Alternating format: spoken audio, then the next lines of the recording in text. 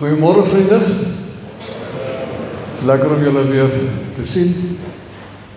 En mag die Here wat hier in ons midde is, gee dat hierdie geleentheid vir ons 'n geseënde een sal wees en dat sy koninkryk ook deur vandag se dienste oor die wêreld meer en meer gevestig sal word. Ons gaan saam sing. Ons begin by lied 456 vers 1 tot 3. Loof heel die skepping, loof die Heer.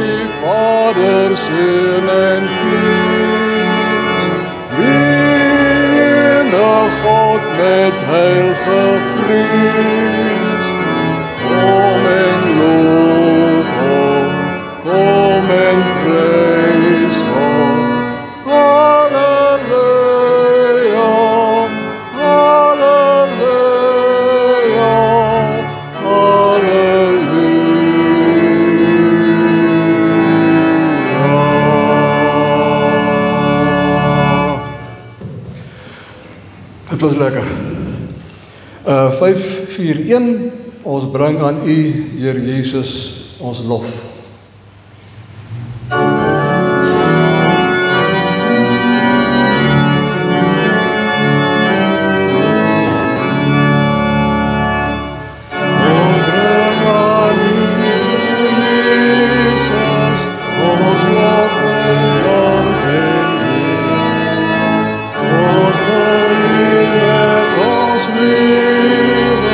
Terwijl als jonkers hier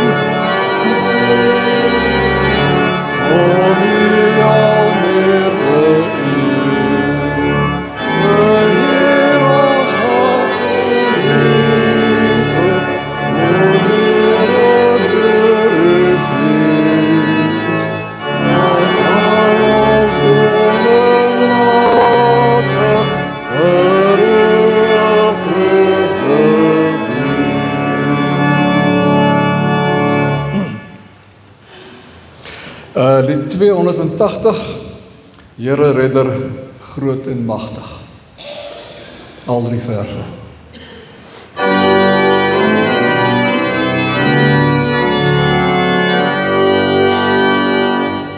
Here Redder, groot en magtig, U oorskou ons lewenspad, en U het U op my hand kom vat. Heer, U leiding bring bevryding, U het op my hand kom vat. Het op my hand kom vat. Heer, my Redder, groot en magtig, U het my ook raak gesien.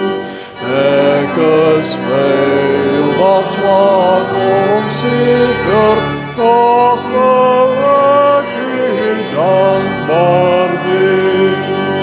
God, my Here, U is Here, vas kan ek op U vertrou.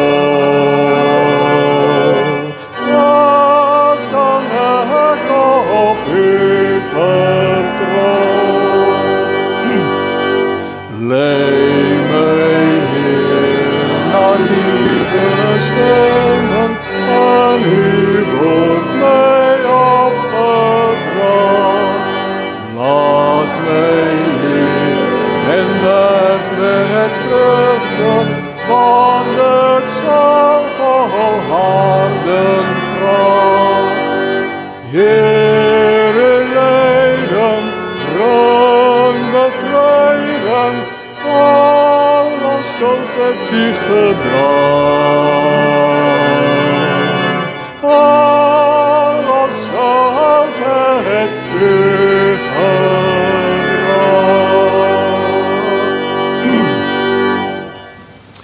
Het is wonderlik dat ons vandag hier met mekaar kan kom en dit kan weet, dit kan glo, verseker, al ons skuld het Hy gedra. Daarom kan ons met vrymoedigheid na die Here toe kom. Ek gee nou geleentheid vir Elsouna om vir ons die aankondigings te doen.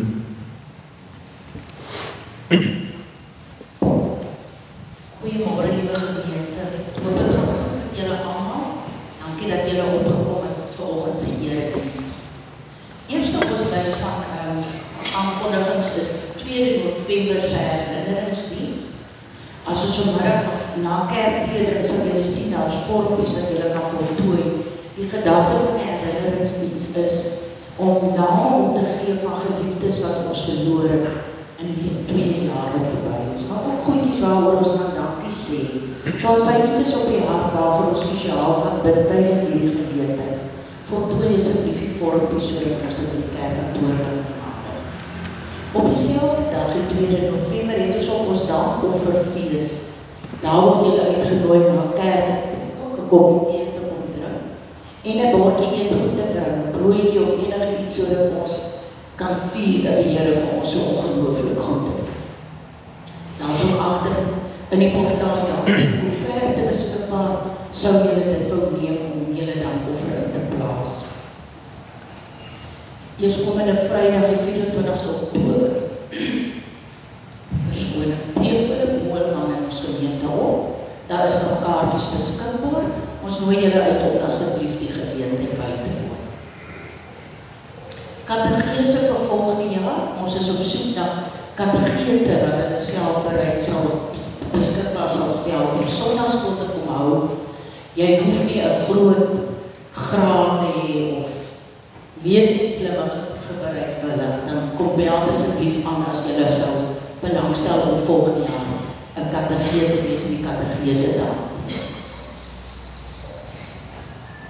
Lidmate, ons verwelkom vir Annetjie de Lange. Ek het gisterand met Annetjie gepraat. Sy is ongelukkig siek en kan nie vanoggend sy erediens bywoon nie, maar ons wil spesiaal vir Annetjie de Lange welkom heen. En so ook vir Gert en Marlina Lotte. Is hulle in die kerk vanoggend? Hulle sit gewoonlik hier. Maar ons sê vir hulle allemaal baie welkom. Ons hoop julle sal thuis voel in Kimberley vooruitsig. Ons dink vandag aan Ronnie Visagie, Pieter Hekroot, wat toevallig verjaar, vandag, Treina Treurweg, Betty Steekkamp en Willie Voer. Ons hoop dat daar by hulle spoedige beterskap sal kom.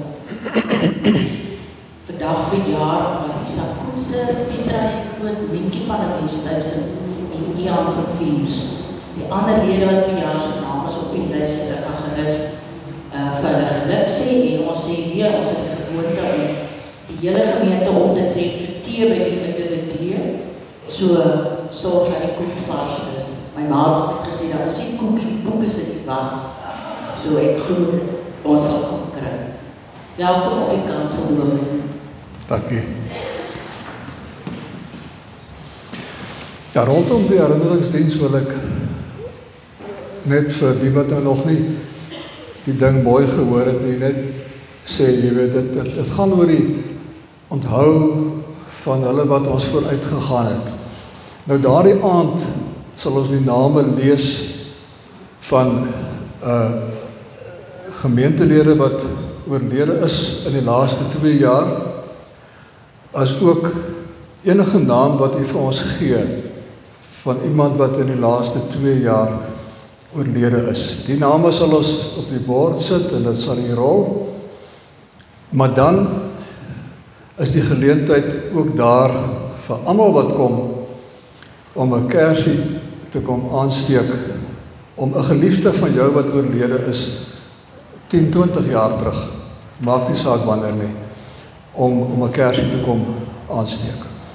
En ons het nodig om die name te ontvang betyds, en ons het ook nodig om te weet hoeveel van julle gaan kom, sodat ons daarom nie in die verleentheid sit dat ons nie genoeg kersie het nie. Baie dankie. Ons gaan nou by Vonklied 120 sing, soos 'n wildspok.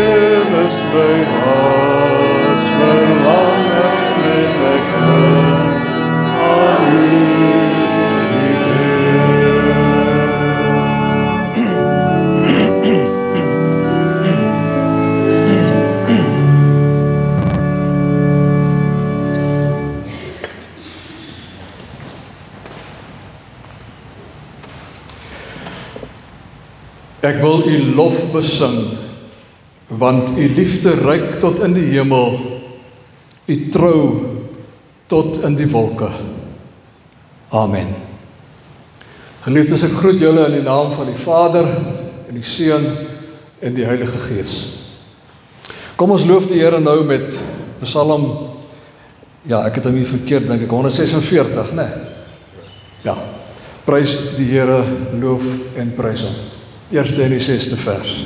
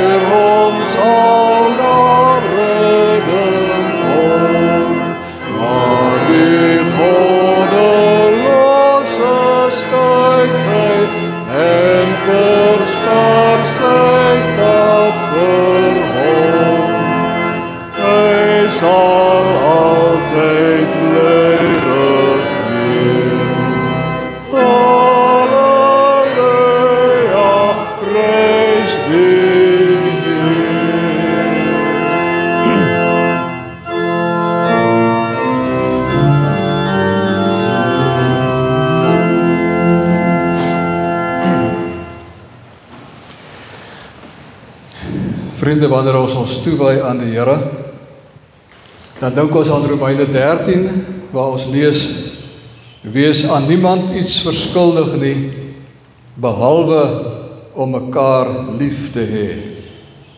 Wie sy of haar medemens liefhet, voer die hele wet van God uit. Die liefde doen die naaste geen kwaad aan nie. Daarom is die liefde die volle uitvoering van die wet. 'n vriend van my, toe ons eendag praat oor wat 'n sonde, toe sê hy, sonde is enige iets wat jou naaste seermaak. Dis dit. En liefde is die teenoorgestelde. Nou sit ons vandag hier en ons is miskien bewus daarvan dat ons iewers iemand te nagekom het, iemand seer gemaak het, miskien iets gesê het van iemand waar die persoon nie by was nie, en ons voel nou sleg, maar dit was eintlik verraad. Kom ons raak stil voor die Here, met wat dit ook al mag wees, met die voorneme om dit ook te gaan regmaak vorentoe. So kom ons bely ons skuld met Psalm 130, se 2de en 3de vers.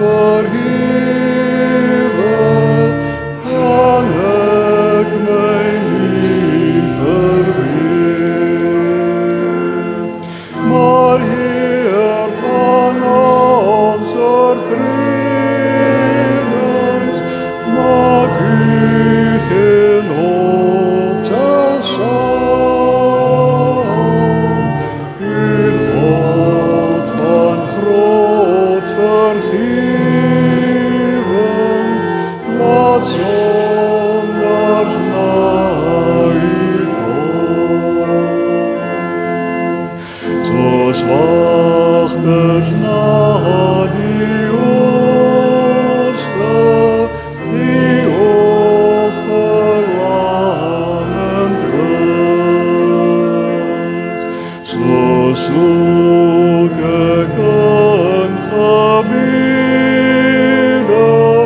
o Heer, U aangesig. Mag Israel op verlossing, totdat die môre straal en God na lig en leiding sy sien op ons laat daag.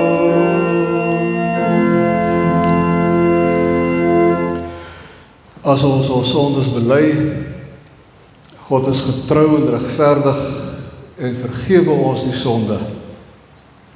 En hy reinig ons van alle ongeregtigheid. Kom ons leef met daai verlossing en daai vrymoedigheid. Ons sing nou as geloofsbelijdenis in die 260ste 11de vers.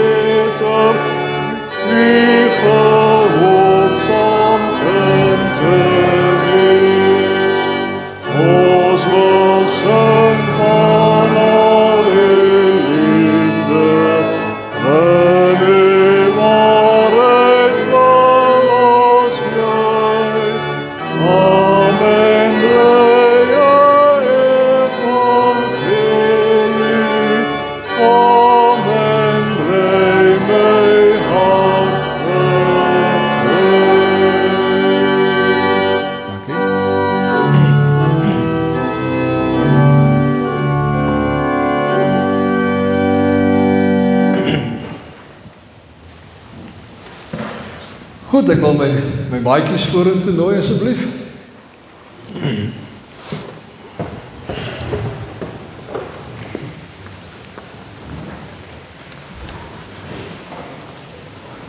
Julle is sommer 'n lekker span vandag.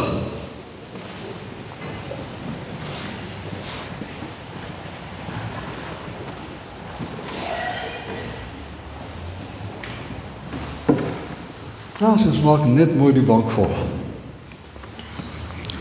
Hoe gaan dit met julle? Goed? Thuis, nee. Ja, ek is by, het gaan goed met julle. Daar is hy. Jy kan ook inskryf, daar is reg, daar is dood reg. Anders kan jy net hier inskryf. Wil jy vorentoe kom? Ok, skryf net daar in asseblief. Daar is hy. Goed. Nou, ek gaan vandag praat oor disipel wees. Nee, ek gaan nou met die groot mense baie daaroor praat en ek hoop hulle vertel vir julle ook hoe julle elkeen 'n disipel kan wees. Maar Tannie Elmarie was so gaaf geweest om vir ons boekmerkies te maak wat vir ons vertel wat is 'n disipel van Jesus. En ek gaan vir julle elkeen vandag 'n boekmerkie gee. Nou, hier staan geskryf, ek is 'n disipel van Jesus, ek volg hom met my hele hart. Want onthou, die Here het eendag reg aan die begin, toe hy gekom het na die aarde toe, of nie, toe hy gekom het, toe hy nou net 'n groot mens geword het, en begin het om te preek. Toe het hy vir sy disipels geroep en hy het vir hulle gesê, kom agter my aan, ek gaan van julle vissers van mense maak. Nee, hy het hulle so genooi, kom agter my aan, ek sal van julle vissers van mense maak. Ek sal vir julle leer hoe 'n mens moet lewe as 'n mens my volg. En nou is die vraag agter op die boekmerkie, wat beteken dit om 'n disipel te wees? Nou wil ek vir julle vra wat julle dink.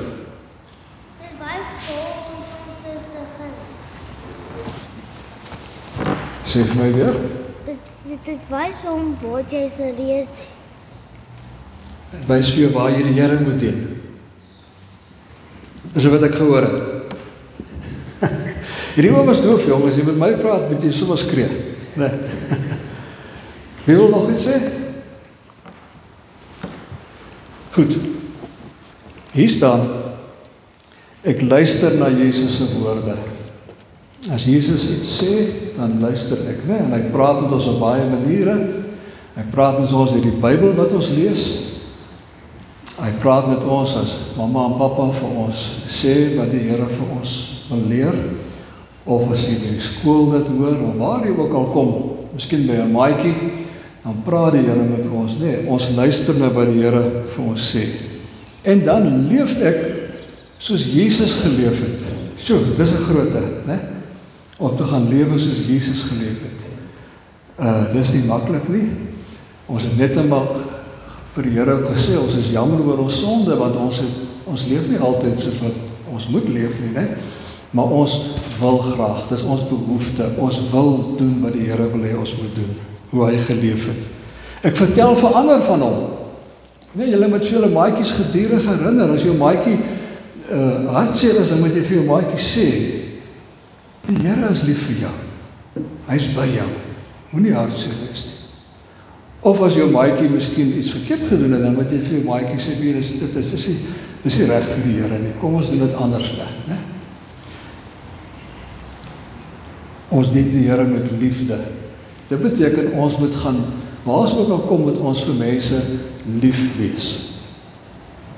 Ons moet nie vir hulle haat nie, ons moet nie vir hulle kwaad wees en aanhoudend kwaad bly nie. Ons moet vir hulle lief wees. Wys vir hulle dat die Here vir hulle omgee, né?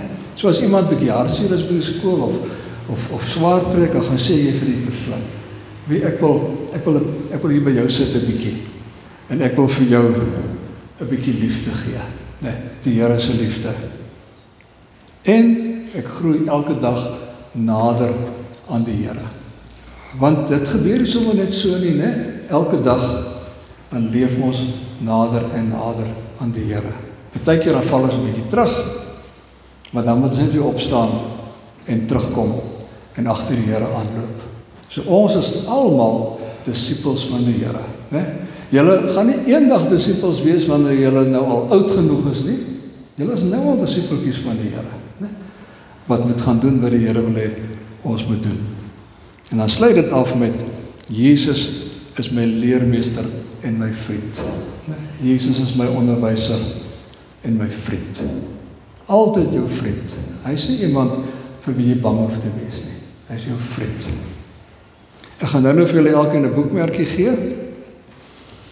En ek wil hê julle moet in julle Bybel sit of op julle bedkassie en dan moet julle gereeld daarna kyk. Vir jouself vra, is dit wat ek doen vandag? Kom ons bid net. Here, hier sit ons almal disippels van U. U het ons geroep, klein en groot. En ek bid dat U met elkeen van hierdie jonger disippels wat U voor my sit, dat U met hulle sal wees. Dat U vir hulle sal help om U al hoe meer te vertrou. Dat U hulle sal help om al hoe meer te doen wat U wil hê ons moet doen.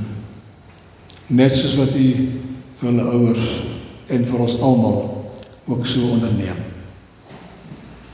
Dankie dat U liefde baie groot is. Te groot vir ons om te verstaan. En dat U nooit vir ons sal alleen laat nie.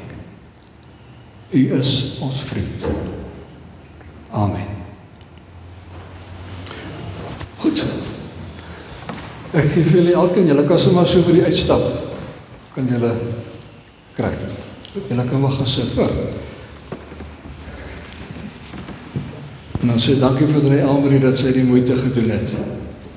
Ook baie kort kennisgewing. As ek jou plan het, vra ek wat aan die Elmarie.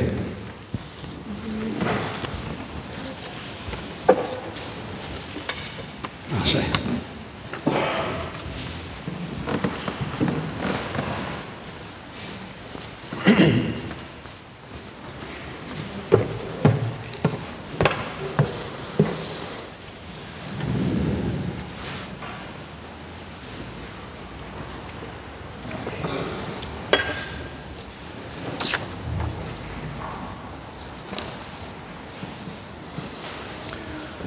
Goed vriende, ons gaan vandag lees uit Matteus 4 vers 17 tot 20 en 28 vers 16 tot 20. Maar ek bid eers. Here, ons het U vanoggend geloof in ons sang. Ons is diep dankbaar vir die goedheid en die guns wat U vir ons elke dag gee, vir ons aanbied, hoe U saam met ons loop, hoe U ons vriend is. Dankbaar dat ons vandag met vrymoedigheid hierna toe kon kom, om op hierdie manier ook vir U te ontmoet, saam met ons medegelowiges. En Here, oral waar gelowiges vandag by mekaar is, van vroeg af tot laat toe, bid ons dat hulle mag ervaar, dat ons mag ervaar, dat U in ons midde is, dat U vir ons leer, dat ons leerbaar sal wees, en dat ons sal gaan doen wat U van ons vra. Ons bid vandag vir hulle onder ons wat siek is, wat ly, party al baie lank. Party wie se moed hulle al wil begeef. Maar ons is dankbaar en hou vas aan U, en nog meer dat U vir hulle vashou. Ons bid in hierdie maand vir mense met Alzheimer, die groot vergeet, die groot verandering van persoonlikheid, al die dinge wat verskriklik is. Ons bid vir hulle wat daaronder ly, ons bid vir hulle families wat saam met hulle daaronder ly. Ons bid vir hulle wat navorsing doen, om dit te kan verlig, selfs te kan genees. Ons bid vir hulle wat moeite doen om mense bewus te maak daarvan. Gee Here dat daar groot seën op daardie werk mag wees. Here, hoor vir ons wanneer ons vandag ook bid vir ons matrieks wat nou met eksamens gaan begin, wat amptelik klaar is met die skool. Ons bid dat U vir hulle sal sterk maak, dat hulle sal vashou aan U, en dat hulle hart sal werk. Dankie Here dat ons nooit hoef te wonder of U by hulle sal wees nie. U is altyd by. Ons bid Here vir ons land, en ons bid vir die lande oor die wêreld. Dit lyk vir my almal het maar dieselfde soort probleme. Ons bid vir leierskap, Here, wat kan opstaan en wat kan sê, maar die pad wat ons nou loop is nie goed nie. Daar's 'n beter pad.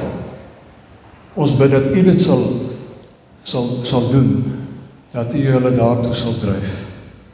Dat U hulle verstand sal oopmaak om helder te dink, dat U wysheid sal gee, en die lus om te doen wat reg is. Ek bid dat ons almal sal bly bid, en dat ons nie in ons kritiek op die ou eind swartgallig sal word nie, maar sal bly vashou aan die hoop. En so bid ons nou, Here, dat U woord met ons sal praat, in die naam van Jesus. Amen.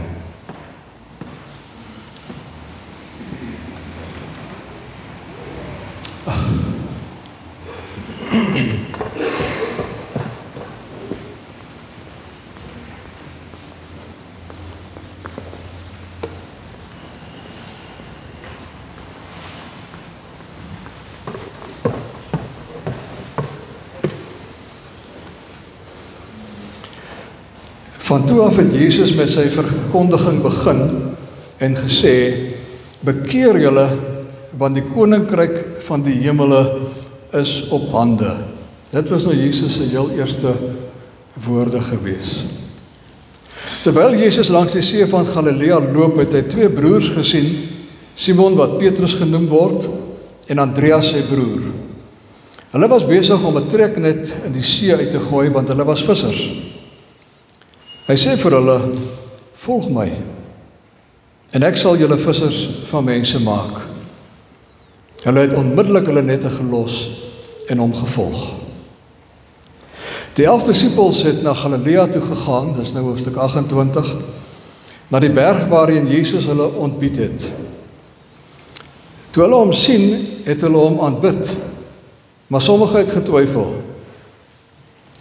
Jesus het nader gekom en vir hulle gesê, aan my is gegee alle mag in die hemel en op die aarde.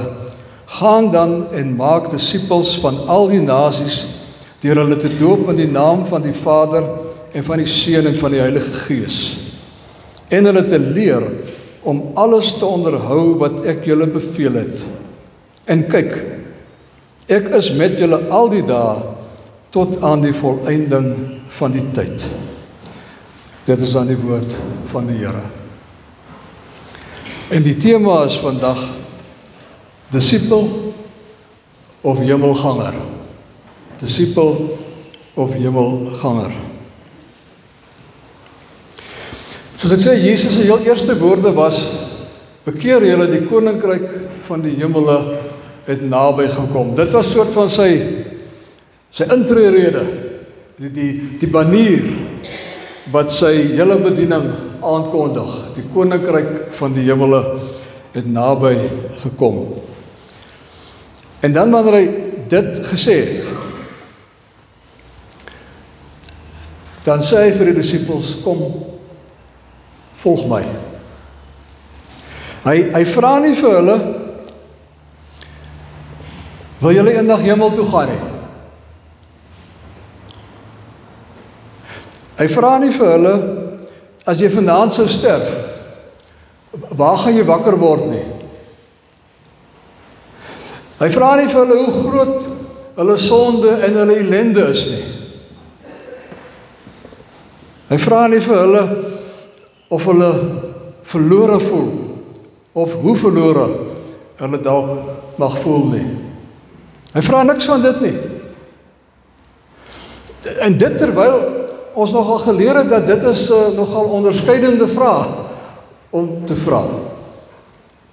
Ons het toch geleer, dis belangrike vraag om te vra. Maar dit kom nie by Jesus op om die vraag te vra nie. Dis toch vreemd. Ek vind dit eintlik besonder. Dit kom nie by hom op nie. Nie toe nie, en ook nie later in sy bediening nie. Hy sê net vir hulle, kom, volg my. Ek sal van julle vissers van mense maak.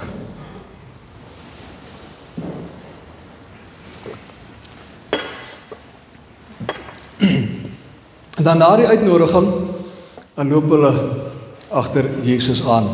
En dan leer hy vir hulle, so in die loop, daar waar hulle kom, daar waar goed gebeur, soos ons Engels sê, op site, nee, daar leer hy vir hulle, soos dinge gebeur, soos wat daar lesse te leer is, leer hy vir hulle wat hulle moet weet, soos dinge gebeur, so algaande leer hy vir hulle. Nou vriende, dit is net belangrik om te weet, sy eerste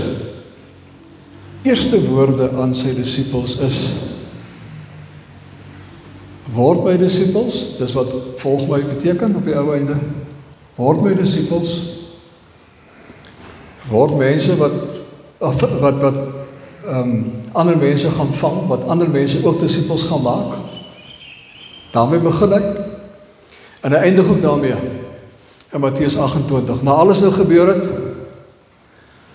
en hy het opgestaan, voor die hemelvaart, dan sê hy vir hulle, en nou moet julle uitgaan, en julle moet disippels maak, van al die nasies. So hy het gesê, word disippels, en maak disippels. Sy eerste en sy laaste boodskap, Nou vriende, dit beteken net een ding en dit is dat dit baie belangrik is. Dit is belangrik vir Jesus. Daarom sê hy dit aan die begin en sê hy dit aan die einde. En nou is die vraag: hoe besig is ons elkeen daarmee? Hoe belangrik is dit vir ons? Hoe hoog is dit op ons prioriteitslys om disippels te wees en disippels te maak? Kan ek vra of jy net die hand op die kop wil sit asseblief? Nou my vraag is nou, hoe besig is die persoon onder jou hand met disippelskap? Dis die vraag. Hoe besig is daai persoon met disippelskap? Dit was nie bedoel vir 'n paar mense nie. Dit was bedoel vir elke liewe volgeling van Jesus. Hoe belangrik is dit vir die kerkraad? Ons wat nou kommissievergaderings hou en wat eersdaags kerkraadsvergadering hou, beplan vir volgende jaar, hoe belangrik is disippelskap vir ons? Is dit 'n punt op ons agenda? Nee. Punt 1 na die opening. Disippelskap. En dan nou later al die ander goed. Hoe belangrik is dit vir ons? Hoe belangrik is dit vir my?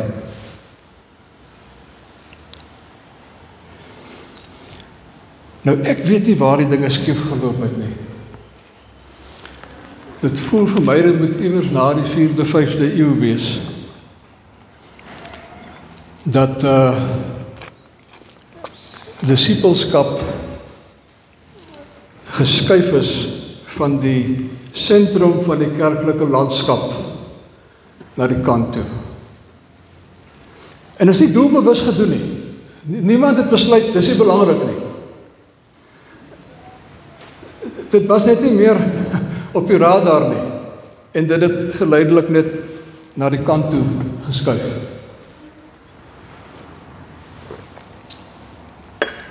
En ek vind dit verstommend. Dalk is dit die tydsgees gewees, ek weet nie. Hier rondom die reformatie, toe ons die stryd gehad het tussen die reformatore en die katholieke kerk, dalk was dit omdat die fokus so sterk daarop was, ek weet nie. Maar in die Nederlandse geloofsbelijdenis, wat een van ons 3 belijdenisskrifte is, word die vraag gevra, wat is die kenmerke van die ware kerk? En dan word daar 3 gelys. Die ware kerk is daar waar die woord suiwer bedien word. Daar waar die sakramente suiwer bedien word. En dan, daar waar die kerklike tug gebruik word om sonde te straf.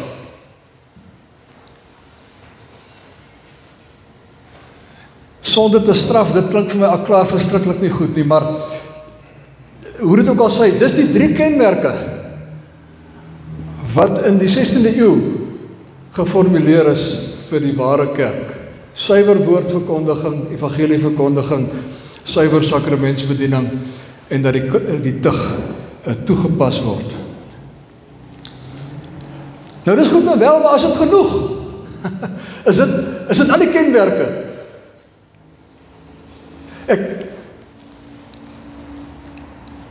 Ek gaan lees toe die volledige artikel, opsoek, is daar ergens daarom net 'n aanduiding dat ons gekenmerk moet word deur liefde. Dis tog die groot gebod. Nee. Dit het nie op die skerm gekom daai dag nie. Nie die liefde nie. Dit is vir my sleg. En gaan soek jy of disippelskap een van die kenmerke is, dis ook nie daar nie. Die groot opdrag wat die Here gegee het. Is ook nie daar nie.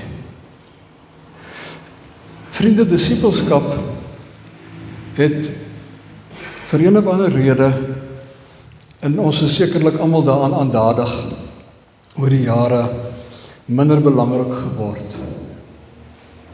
Maar dit mag nie so wees nie.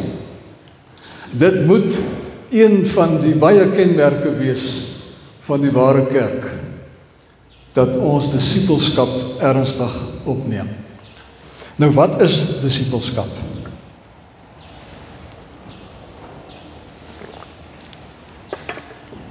Dis om te leer, om te leef soos Jesus. Dallas Willard, wat so 'n paar jaar terug oorlede is, en 'n baie groot mentor vir baie was, sê, as 'n disipel van Jesus, leer ek by hom om my lewe te leef soos hy my lewe sou geleef het as hy ek was. Ek leer nie om alles te doen wat hy gedoen het nie, maar ek leer om alles wat ek doen te doen op die wyse waarop hy gedoen het, dit wat hy gedoen het. Ek wil nie Jesus se werk oorvat nie, ek wil nie alles doen wat Jesus gedoen het nie, maar ek wil ten minste wat ek moet doen soos Jesus dit sou gedoen het. So het Jesus dan destyds mens geword, hy is gebore, het gekruip, het geleer loop, hy het woordjies begin sê, en hy het 'n tiener geword, het sy pa gehelp met skrynwerk en vir sy ma gehelp water aandra van die put af. En toe hy so rondom 33 sy voete gevind het as mens op hierdie aarde, op die tyd wat die Vader bepaal het, toe begin hy met sy bediening.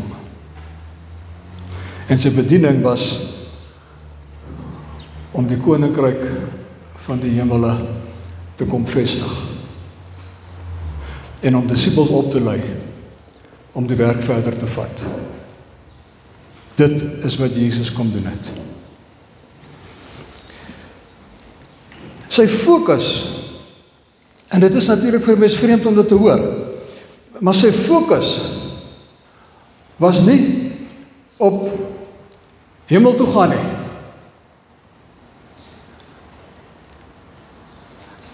Hy het vir die mense vertel, die hemel het na julle toe gekom. Dit is hier.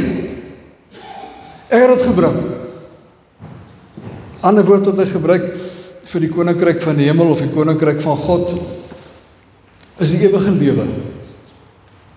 Hy het dit vir ons gebring. En ons het dit nou, ons kry dit nie eers een dag nie, ons het dit nou,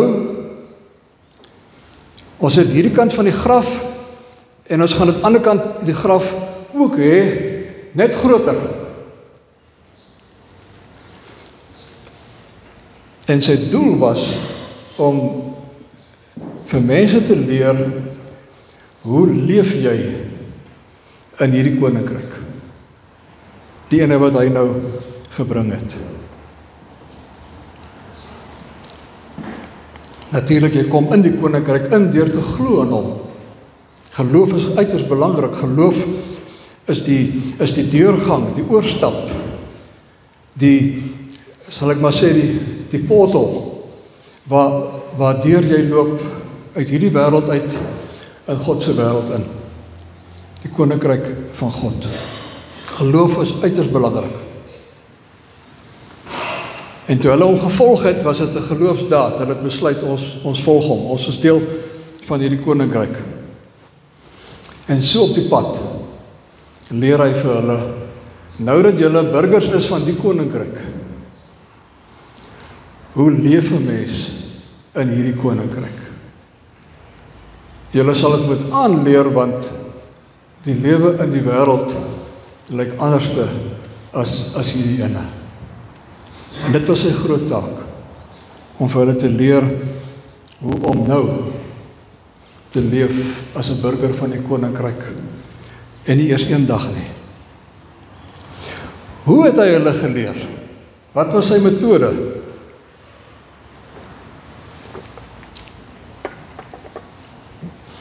Hy het doodgewoon die nuwe lewe gemodelleer.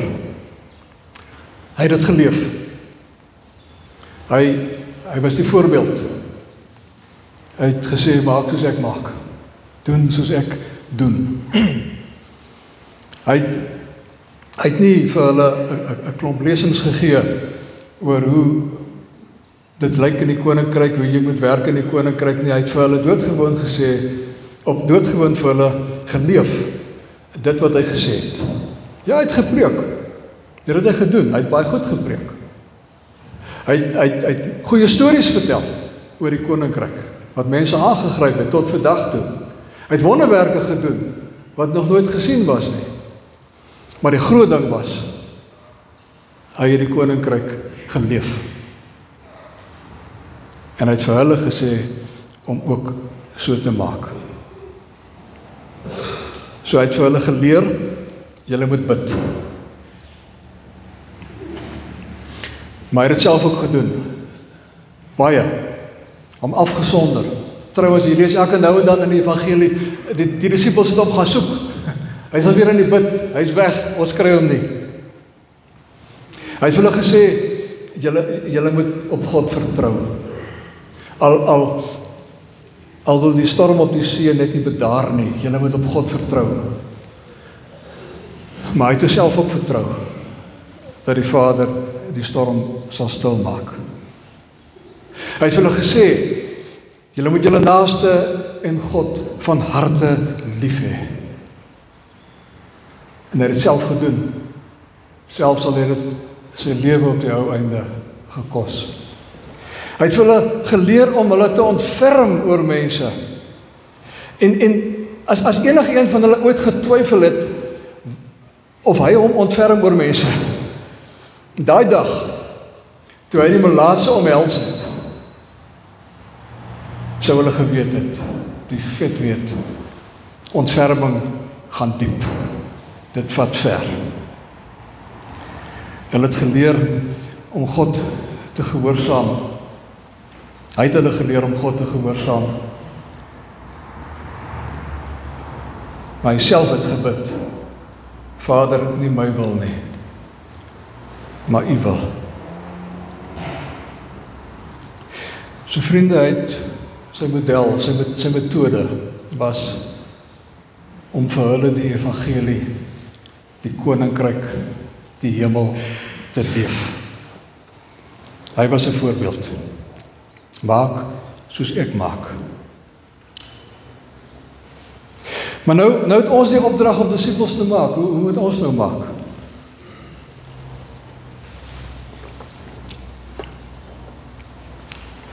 Kyk, 'n mens kan boeke lees daaroor en jy kan kursusse bywoon.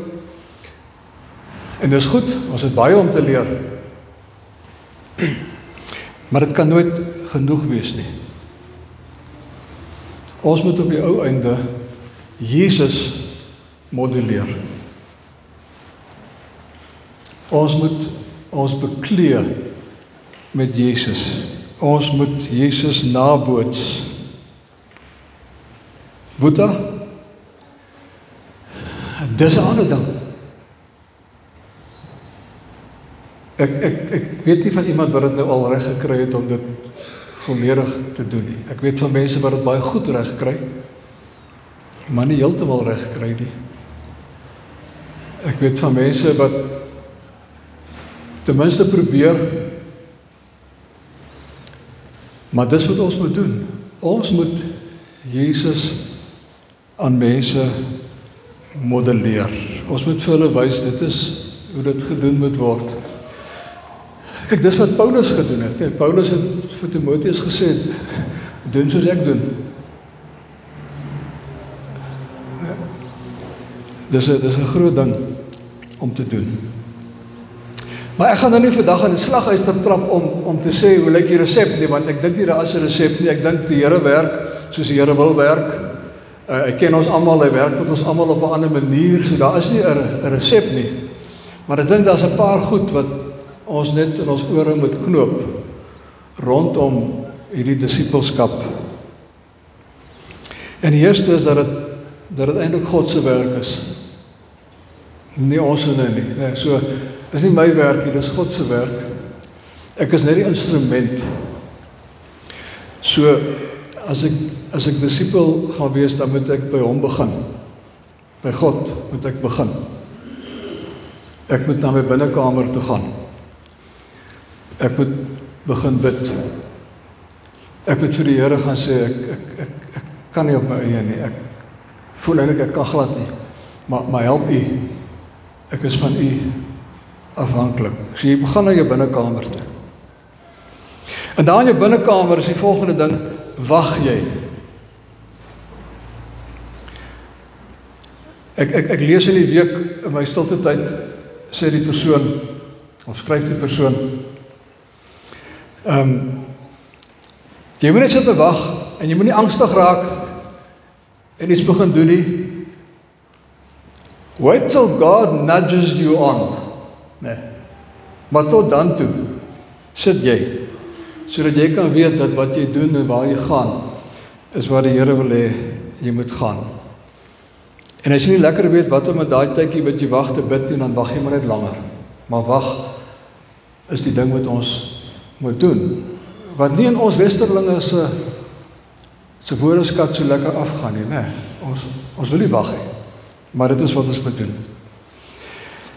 Ons moet bid dat die Gees van wie ons afhanklik is in ons sal werk. Ons moet bid dat ons ego sal kleiner word, dat ons sal weet, dit gaan nie oor ons en ons ego nie.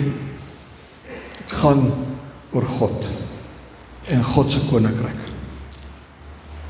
'n verdere ding is dat terwyl ons nou nie vir Jesus fisies hier by ons het, agter wie ons kan aanloop, saam met wie ons op 'n reis kan gaan, soos die disipels nie, dan moet ons maar wandel in die woord wat hy vir ons gegee het. Daar in my binnekamer te luister wat sê die Here in sy woord. Nie rond te spring, jy weet, hier 'n teks, daar 'n teks, niks praat met my of wat ook al nie, maar om 'n gedeelte te kry en daarmee te sit en te sit en te sit totdat jy die gevoel kry die Here sê vir jou iets en om op daai ding te reageer.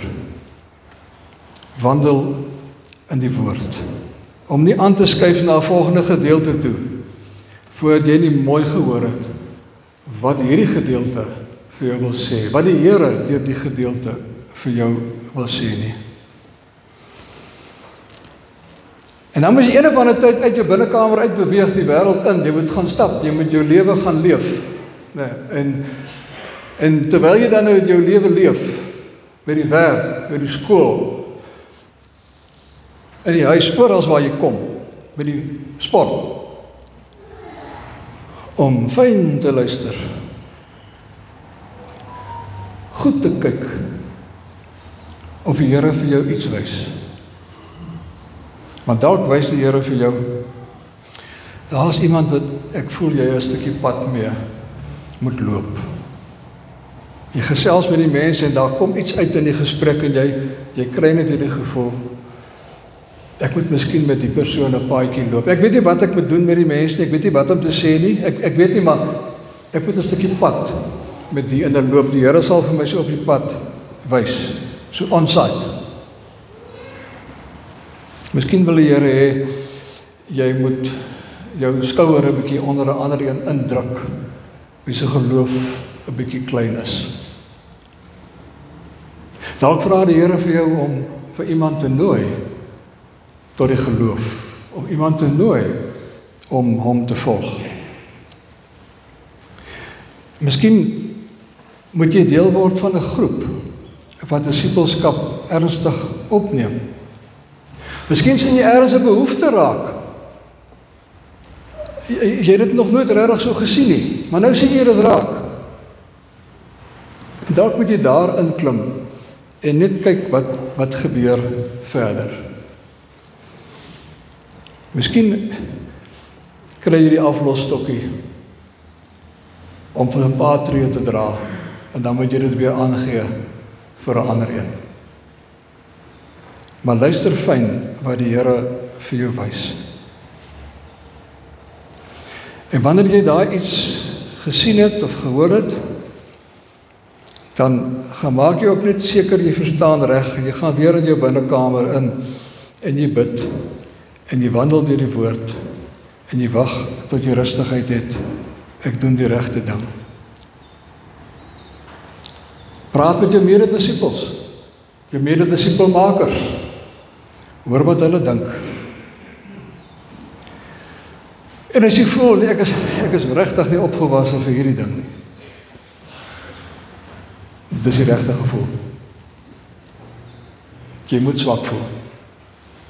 Anders is daar die gevaar dat jy die ding doen en nie vir die Here die kans gee om dit te doen nie. So vriende, waartoe ek julle wil oproep, is om intentioneel, doelbewus te bid en in die woord te wandel oor jou persoonlike rol as disipel. Om by die Here te hoor, wat is die volgende tree wat ek moet gee? Al gaan jy maar so treetjie vir treetjie vorentoe. So ek sluit af. Is ek 'n disipel? Of is ek maar net op pad hemel toe? Amen.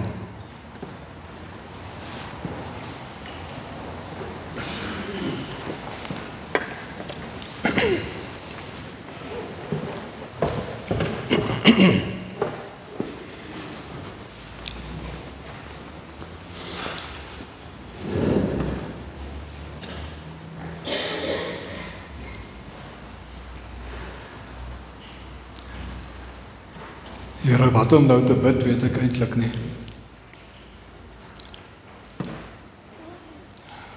Want daar kom eintlik 'n skaamte oor my, oor my eie disipelskap. 'n Skaamte dat dit ook vir my 'n bietjie in die agtergrond geskuif het.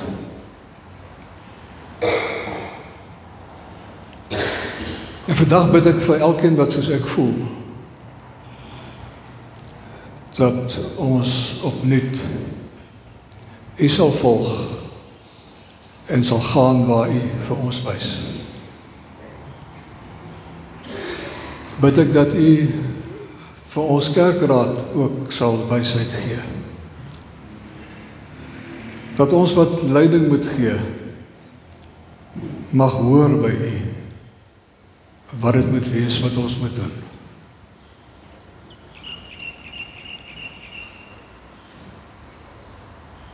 Ons bid dit in Jesus se naam. Amen. Kom ons dien die Here met ons gawes.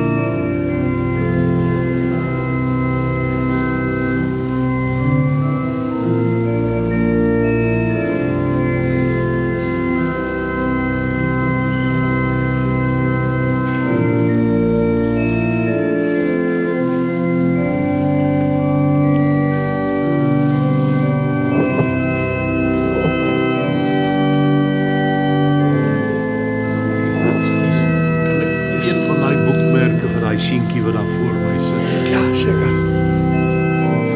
As hy.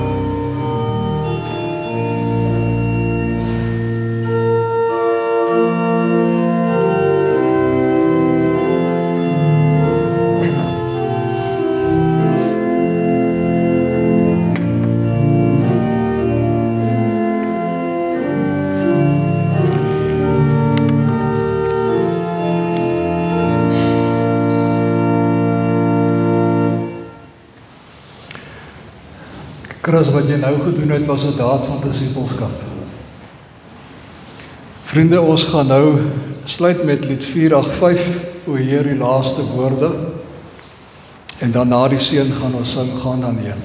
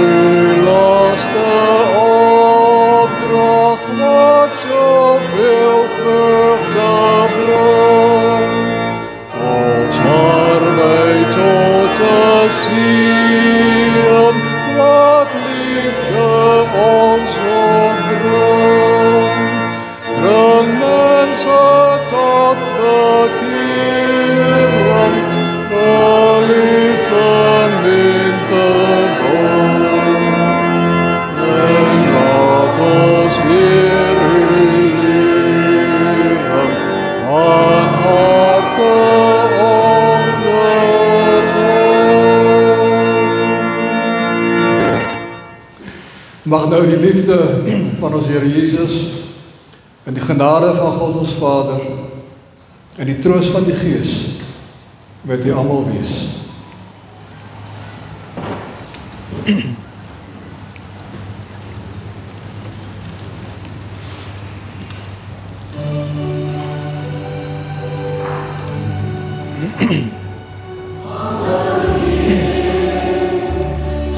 gaan in vrede,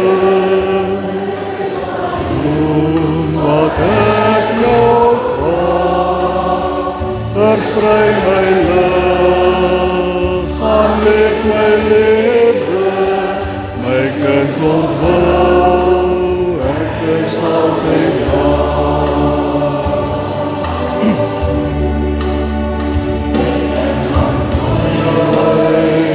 ek maak die pad gelei, ek is langs jou om jou veilig vast te hou. Ek is agter jou, ek keer die bose weg van jou. Ek is onder jou, as jy sal val, dan dra ek jou. Gaan dan heen, gaan in vrede, my kind gaan doen wat ek jou vraag. Versprei my lig, gaan leef my lewe, my kind onthou, ek is altyd daar. Ek is rondom jou, want ek beskerm jou. Ek is goed aan jou, want ek wil jou graag sien. Ek is binne jou, ek lei jou deur my Heilige Gees. Die seën van God die enig sal vir ewig met jou wees. Gaan dan heen, gaan in vrede,